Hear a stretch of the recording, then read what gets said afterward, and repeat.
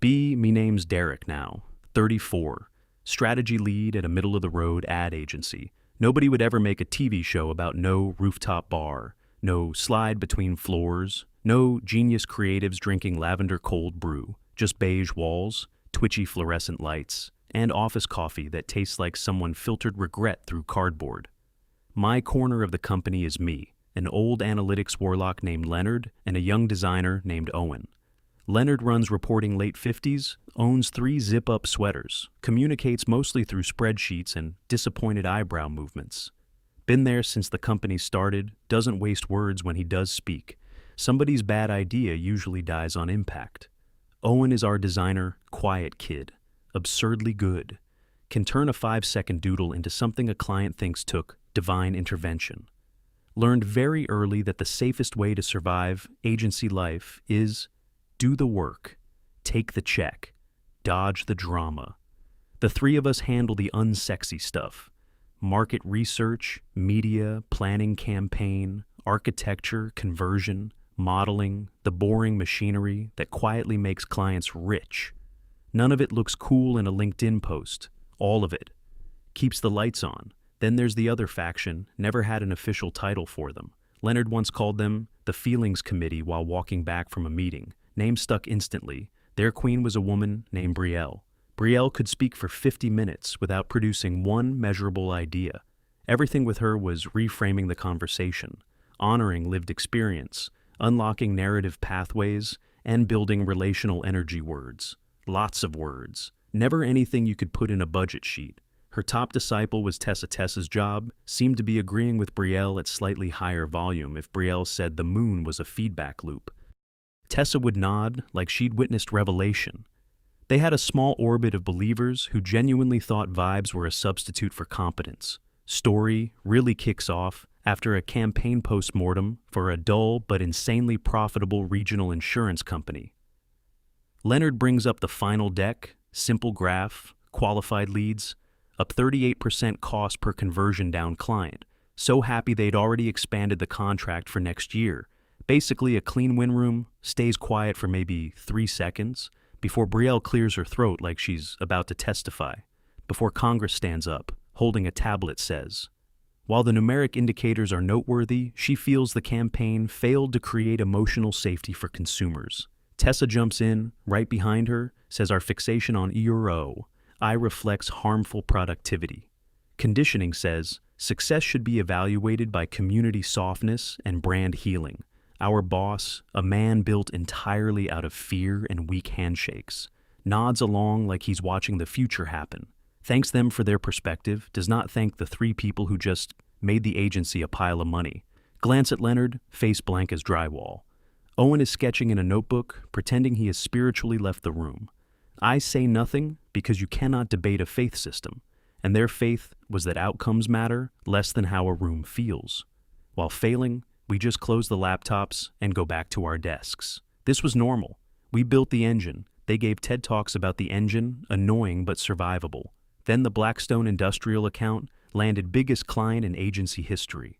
Blackstone made professional-grade tools for contractors, mechanics, electricians, welders, hammers, saws, drills, torque wrenches, heavy-duty no-bullshit stuff. Old slogan was forged for work. Huge legacy brand, giant budget, crystal clear audience. They wanted a refresh aimed at younger tradesmen without scaring off the older base that already trusted them. Basically a perfect project for me, Leonard, and Owen. Logic data, clear objectives defined, demographics. Kickoff happens in the big conference room. Boss opens with the usual overexcited speech about how transformational this opportunity is. Then points at me.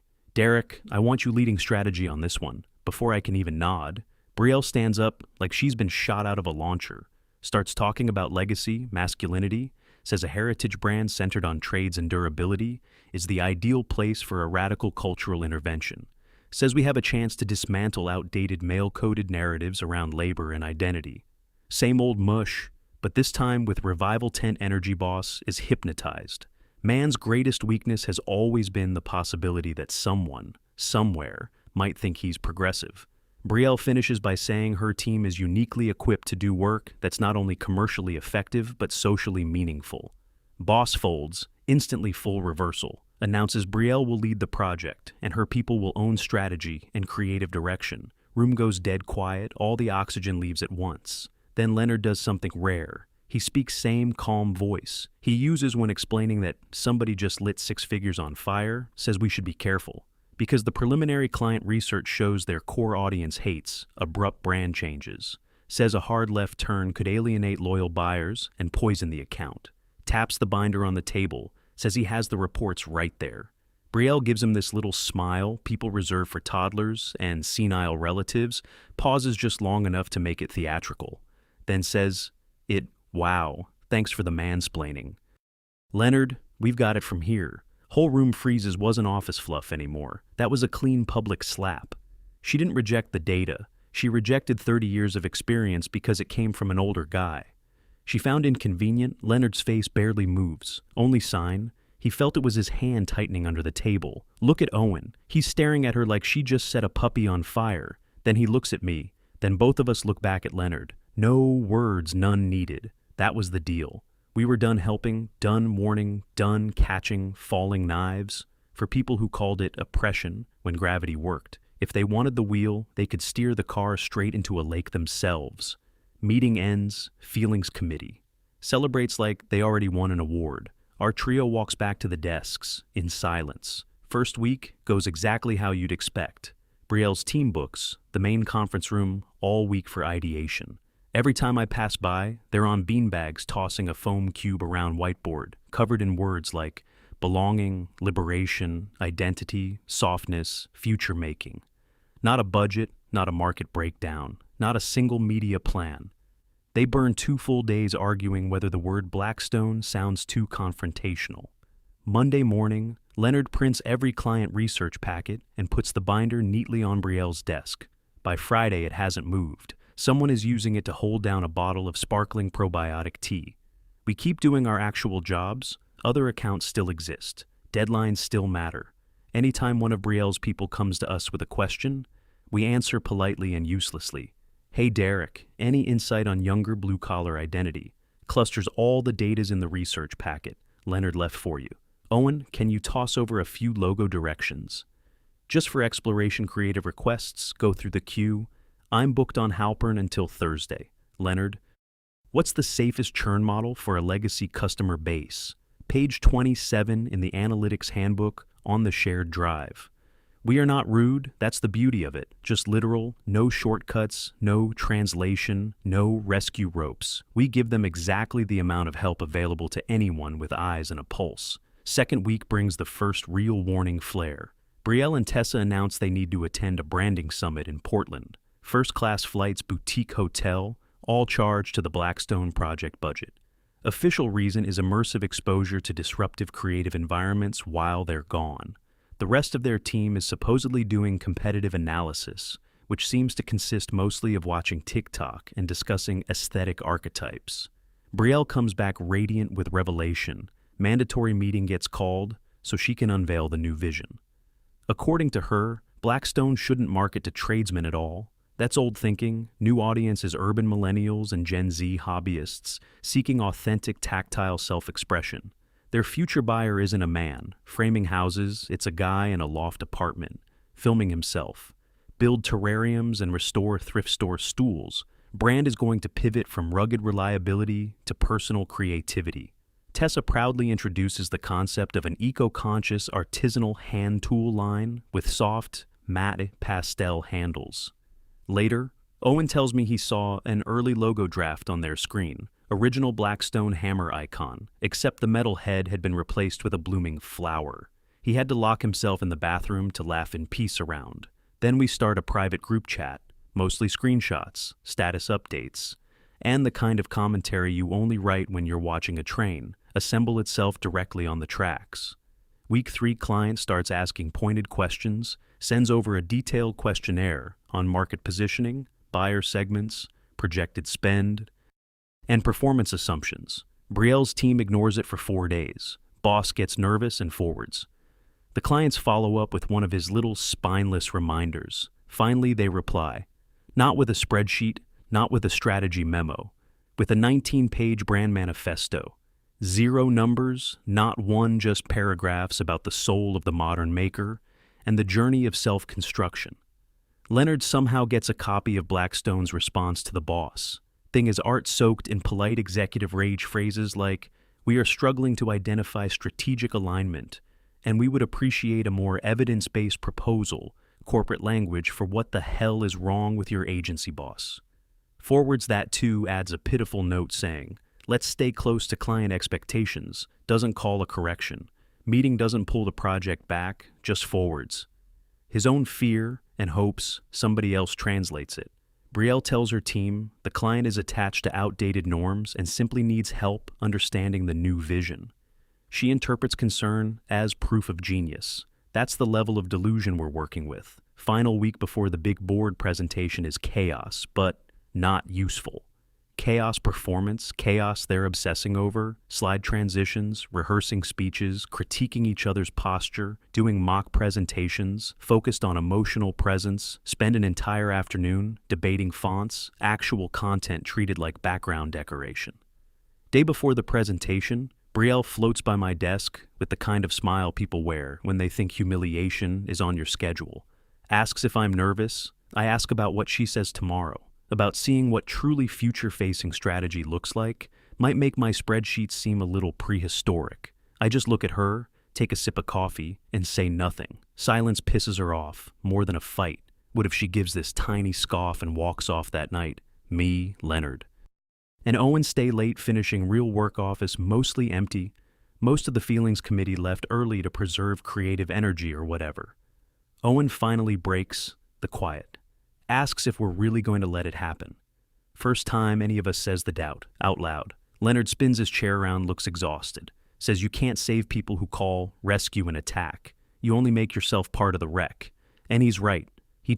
I tried Owen. Definitely tried. Just in designer language, all got ignored or distorted. We didn't cause this. We only stopped insulating them from consequences. Presentation day arrives under gray rain. Blackstone's CEO shows up with his board. Guy's name is Harold Mercer. Along with him come 6 older executives in expensive dark suits, who all look like they keep real tools in their trucks. Not exactly the audience for pastel hammer discourse. Our team isn't invited into the room. Conference room has glass walls, though. So we roll our chairs to the edge of our section and watch from a distance like we're at a zoo exhibit for endangered judgment. Brielle and Tessa are dressed in peak creative executive, all crisp layers, and self-belief presentation. Starts can't hear the first part, but can see the slides, nature shots, sunsets, people hugging, words like transcend, evolve, transform. Blackstone board members have the same expression men wear when someone explains Bitcoin at a funeral. Mercer sits still at the head of the table, hands folded, face unreadable, thing drags on, abstract slide after abstract slide, then the reveal happens. Owen leans forward, squints at the screen, and quietly says, "Oh no, there it is, the new logo. Old hammer symbol, now woven through a pastel flower, new slogan underneath, not forged for work. Now it's Blackstone Tools. Shape your journey." Mercer leans forward half an inch. Not angry, just the look of a man inspecting a machine that clearly left the factory. Defective next slide is some TikTok mock-up skinny dude with mint green hair using a blush-colored hammer to tap pebbles around a decorative planter caption, says building my calm with Blackstone. One board member removes his glasses and rubs his eyes. First visible crack. Brielle keeps going, getting more energized as the disaster deepens. Starts talking about creators, community ambassadors, and building a movement around redefined masculinity. Mercer raises one hand, doesn't slam the table, doesn't shout, just lifts his palm slightly. Room stops cold. Brielle freezes mid-sentence even through glass. You can feel the silence hit. Mercer turns his head toward our boss. Lips, easy to read. Is this a joke? Boss immediately goes into jelly mode, mouth moving, hands fluttering, trying to explain air itself. Gestures toward Brielle like she's both a shield and a hostage. Brielle actually tries to recover, starts saying something about courageous vision and breaking category expectations. Mercer looks at her with the kind of expression usually reserved for accounting fraud. Then he speaks, low and calm enough that we can make out parts of it through the glass. "Ma'am, we build the tools used on bridges and hospitals. We do not manufacture lifestyle props for overgrown children." He stands, every board member stands with him, synchronized like a firing squad. Getting new instructions says, "Our contract is now one step away from termination because of gross incompetence," says his office will send one final message that afternoon. Says we will have 48 hours to produce a serious response, says, "Do not embarrass us again." Then he walks out board trails behind him in a line of expensive disappointment. Nobody looks at anyone. Elevator doors close. Conference room implodes instantly. Tessa starts sobbing so hard she bends at the waist. Junior staff look like they just watched the moon hit Earth. Brielle stands there pale and hollow, like someone unplugged her belief system. Mid-sentence boss goes full panic, spiral, pacing, yanking at his hair, muttering eyes, scanning the office like a sinking man looking for floating wood. Then he spots us, me, Leonard, Owen, 3 people sitting quietly at our desks. He basically runs over Derek. You saw that, right? You heard him. "You have to fix this." I say nothing. Just look at Leonard. Leonard is checking his fingernails like he might be bored by oxygen. Owen is staring very intently at his monitor. Boss starts begging, says he'll do anything. Anything at all. Finally, I ask if he means that he says yes. So fast, it nearly overlaps itself. Glance at Leonard, glance at Owen. Both give me the tiniest nod. Negotiation? Time I tell him, we'll save it under 4 conditions, and none are open for debate. He agrees before hearing them. First, full control over the Blackstone account. Brielle and her entire team are removed immediately. No calls, no emails, no access to files, no advisory role gone. Second, Brielle writes a formal apology to Leonard. For the mansplaining remark, email goes to the whole department. Public in writing, corner of Leonard's mouth. Twitches, that's basically his version of popping champagne. Boss says, yes, 3rd triple bonus, for me, Leonard, and Owen. If we save the account, money comes out of the Blackstone budget, including the waste. Brielle's team burned on flights and conferences. He wince, still says yes. 4th, if we rescue the client. I get authority to redesign the entire strategy and creative structure in the company, roles, workflow, performance, metrics, all of it. Boss knows exactly what that means. Means his authority gets carved up and handed to the people he should have listened to in the first place. He looks toward the glass room where Tessa is still crying and Brielle is still not blinking, then looks back at me, says yes. I tell him I want every condition in writing from him, and HR before a single keyboard gets touched. Man sprints to his office like the building's on fire. Email arrives 5 minutes later. All 4 conditions documented. I forward it to our private chat, then turn to Leonard and Owen. All right, let's work. Leonard opens the bottom drawer of his filing cabinet. Locked drawer. Pulls out a dark blue binder. 2 words on the front, in neat block letters, fallback plan. Man had been preparing for the collapse for weeks inside. Is everything. The feelings committee ignored, demographic splits, competitive mapping, spend models, positioning, logic, messaging, architecture, literally. The whole campaign waiting for adults to return to the building. Leonard slides 1 section to. Owen tells him to start on visual identity rooted in strength, durability, and heritage. Owen's already plugging in the tablet before Leonard finishes the sentence.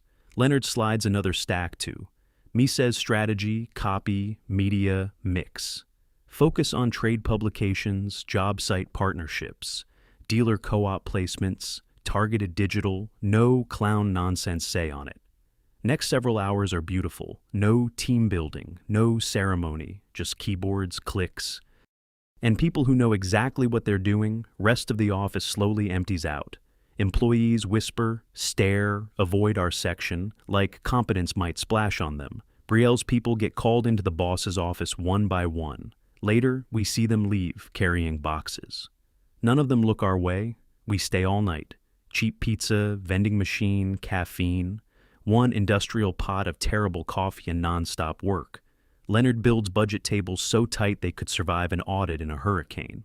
Owen creates a new mark, heavy anvil silhouette with the letter B forged into the center, clean, sharp, timeless color. Palette goes charcoal, steel, deep molten orange. Looks like it belongs on actual machinery instead of a therapy journal. I write the strategy. Whole idea is simple: respect the men who built the brand, show the next generation why it still deserves to be the standard. No betrayal of old buyers, no corny youth cosplay, just confidence around 2:40 a.m. The slogan finally lands: Blackstone Tools, the standard, short, hard, clean. Exactly right. By sunrise, we have the whole thing, complete data-backed rebrand proposal. No grandstanding, just 5 pages of solid work. Logo, audience logic, message framework, channel plan, budget projected, ROI at 8:57 a.m. I attach the PDF to an email, send it to Harold Mercer. CC, the boss subject line, is our response. Then we wait. Worst hour of my life, office is quiet. All 3 of us too. Fried to even pretend conversation is possible.